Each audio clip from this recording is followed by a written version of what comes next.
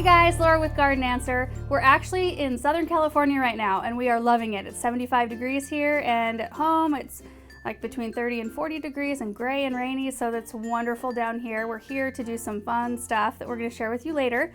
But for now, we wanted to share the February Triple Urn Challenge.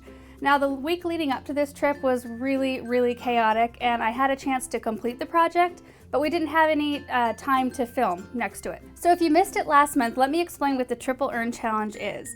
So last summer, I bought 3 little brown iron urns that I love. I think they're so cute. And I decided to take those urns, and for every month out of this year, I want to create a new tablescape somewhere in my home using 1, 2, or all 3 of the urns. So for January, I used all 3 of the urns in a centerpiece on our dining room table, and I went for a wintry type of scene, and I used white branches and buffalo snow and birch candlesticks and some bright red cardinals to really make it pop, and I think it turned out really well.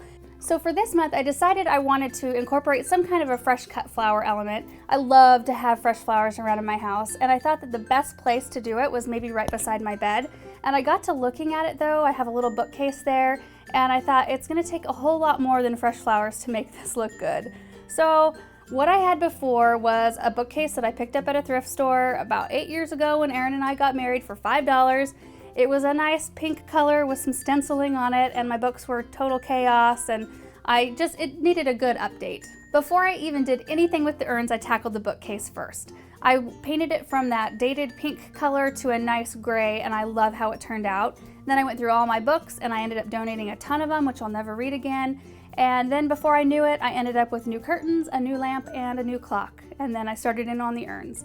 So it's actually really easy to make an urn that's a planter into a vase that'll hold flowers. All I did was use a Ziploc bag and lined the inside, and then put a little piece of Oasis in there. And Oasis is really nice because when you have a container that has a narrow opening, it acts as a really good frog and holds a lot of stuff into place. And since my corner ended up being a little bit dark, I have a lot of black and gray and darker browns going on, I wanted to use white and light colored greens to make the flower arrangement really pop. And I used some really pretty poppy seed heads, white tulips, Queen Anne's lace, some nice pretty green filler like some myrtle. And then for the smaller arrangement, I used this really neat type of carnation that I hadn't seen before. They look like giant balls of moss.